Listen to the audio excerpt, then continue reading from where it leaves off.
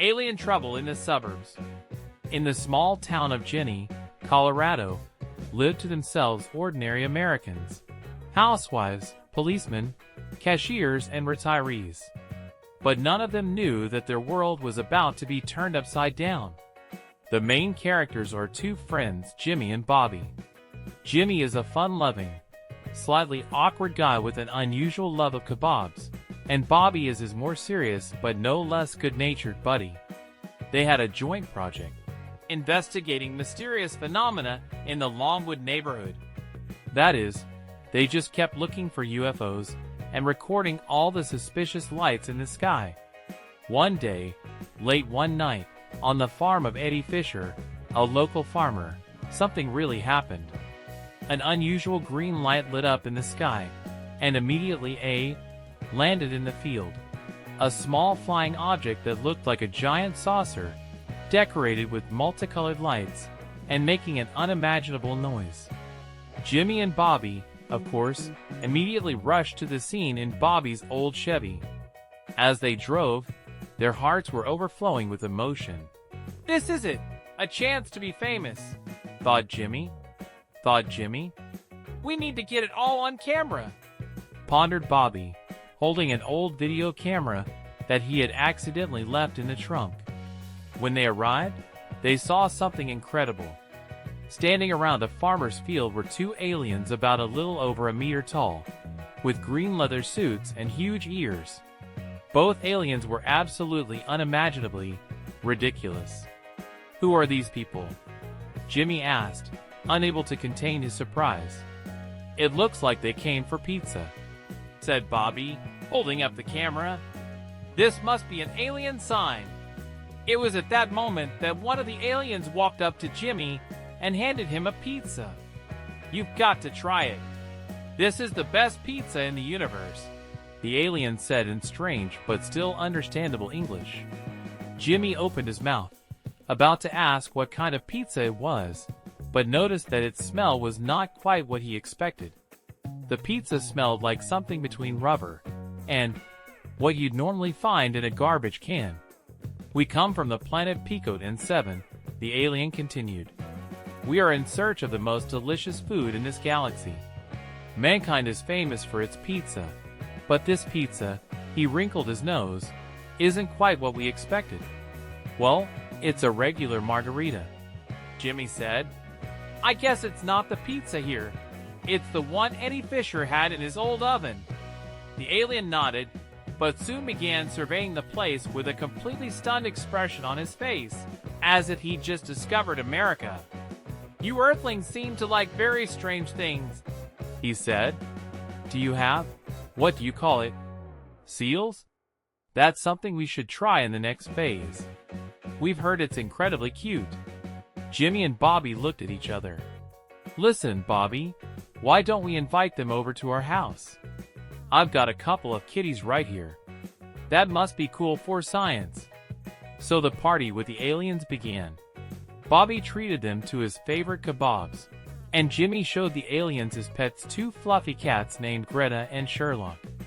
The kitties, in turn, started playing with the aliens, who seemed to be absolutely thrilled. "This is amazing!" exclaimed one of the aliens. "We thought that seals were the highest form of existence." The aliens were so engrossed in playing with the kittens that they forgot about their main mission, finding delicious food and exploring the Earth. They realized that the main purpose of their visit is not pizza at all, but little fluffy creatures with tails that meow so sweetly. Meanwhile, Jimmy and Bobby decided that this was their chance to be famous. They started recording videos with aliens, and soon all of America learned about two friends who met aliens not for research, but for pizza and kitties. The next day in Jenny's town there was a new craze: pizza with kitties. It became not only the hottest trend, but also the key to success for local restaurants, which started accepting aliens as regular customers. And Jimmy and Bobby became the most popular guys in the neighborhood. And the aliens. Well, the aliens were still on the lookout for something more. But now they knew for sure that the best food wasn't pizza, it was kittens. The day after Jimmy and Bobby treated the aliens to pizza and showed off their kitties, the real shock came. Television cameras, reporters, and several respected scientists from around the world headed to the small town of Ginny to investigate the mysterious occurrence. But here's what was interesting: the aliens themselves were not in the mood for standard, scientific communication. Instead of answering questions about their origins and technology, they were genuinely interested in kitties. "We've been looking for something like this for so long," said one of the aliens, whom Jimmy and Bobby called Glock. "These little creatures, their behavior, their purring, it's just incredible. We spent ages looking for the perfect pet," added the second alien, called Zork. "You Earthlings are insanely lucky. You won't believe this, Zork, but I've never seen anyone love cats so much," Glock said proudly. "We have no animals on Picoden 7 that can compare to your furry friends. Here on Earth, kittens are a real revolution." Amid these amazing revelations, Jimmy and Bobby felt like real stars. Bobby, noticing that the public's attention was focused not on them, but on the seals, began to think of ways to capitalize on it. "Look, Jimmy, what if we did a Kitten and Alien show?" he suggested. Jimmy squinted. "Why not? We can create a YouTube channel and attract tons of viewers. The topic of UFOs and kitties is sure to blow up the internet." Soon, the Furry Aliens channel started releasing videos. Aliens Glock and Zork, as real experts in the field of space kitties, conducted reviews on different animals, showing viewers how cats perform their mystical and unearthly tricks. However, the popularity of their show was not unclouded. It soon became clear that not all the inhabitants of Earth were so enraptured by the alien invaders of kittens. One such malcontent turned out to be Mr. Wilson, Bobby's old and rather grumpy neighbor. He had always thought that all these strange alien incidents were a waste of time. And if there was to be a revolution on Earth, it should be in the realm of comfy fishing chairs, not some alien pizzas and kittens. "I'll tell you one thing," said Mr. Wilson, leaning over to Bobby. "Those aliens and kittens of yours are going to fool us all. Do they even realize that Earth isn't their own personal zoo?" But here's the interesting thing: Mr. Wilson, despite his antipathy, was the first person to really take an interest in the many strange activities of aliens. One evening, while walking past Jimmy and Bobby's house, he noticed Glock and Zork playing with the kitties in their garden, creating strange lighting effects all around them. "Wait a minute!" shouted Wilson, freezing. "You're the reason for that light in the sky.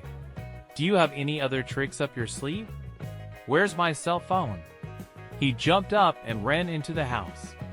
A few minutes later, Mr. Wilson returned with his phone in hand, starting to take pictures of everything that was going on. "Mr. Wilson, what are you doing?" Jimmy asked, looking at his neighbor confused. "I'm going to show you how real scientists make discoveries," Wilson declared proudly. "I have plans for this show. I too, by the way, have spent more than one night watching UFOs. So at the very least, I need to copyright this content." Within a couple days, the video featuring Glock, Zork, and the kittens went viral. But once the public started discussing that unusual things were clearly happening in these videos, either the aliens really had some weird technology, or the kittens were getting superpowers, the Kitten and Aliens show became even more popular. Glock and Zork became real media personalities. Not only did they do reviews on local animals, but they began launching their own line of merchandise. They started selling alien pizza with kitties, which, by the way, amazingly became a hit among lovers of unusual food. Kitties from different corners of the Earth became not only famous, but also won the title of Best Cat of the Year, according to the aliens.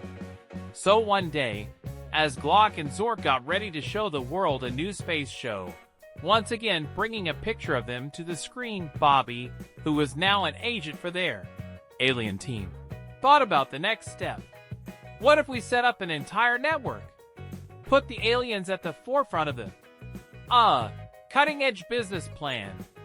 Imagine, Kittens and Aliens would not only be entertainment, but also business. And so, under the onslaught of waves of popularity, Jimmy and Bobby became more and more influential figures every day. This time, not only in the world of kittens and UFOs, but also in the media business scene. What if we organized an intergalactic kitten expo? Glock suggested, rubbing his big ears in excitement.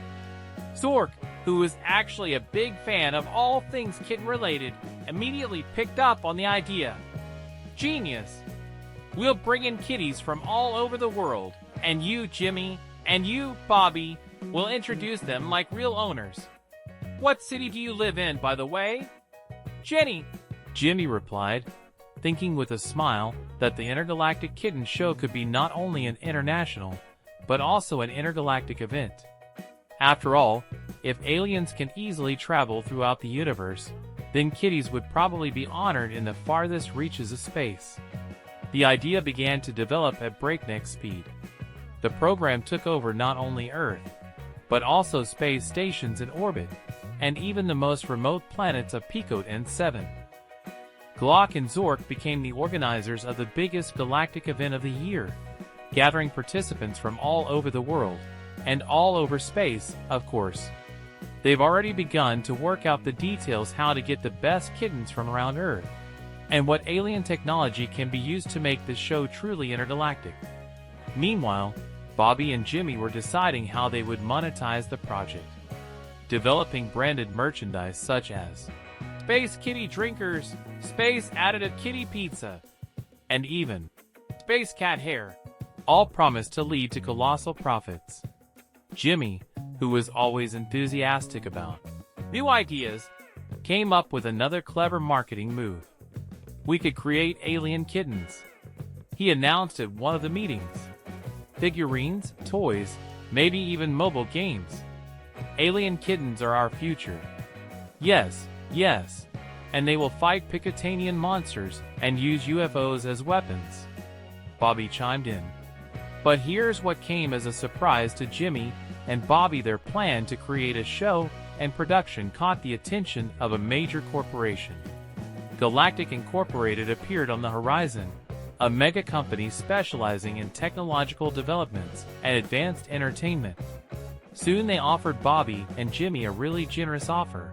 They wanted to buy the rights to the show and develop it with their help. We can provide you with support with marketing, advertising, logistics, explained the head of Galactic Incorporated's corporate relations department at the meeting. We have contacts on Picote and 7, and can easily organize shows on the most exotic planets.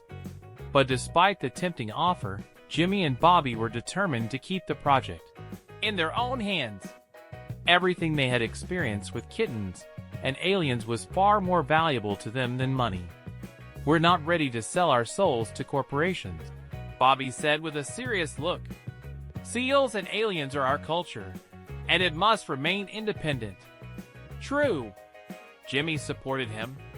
We could make billions, of course, but it wouldn't be the same. We're doing this for humans, and for the kittens. So, in response to the corporation's offer, Jimmy and Bobby turned down the deal, determined to create their own kitten and alien empire.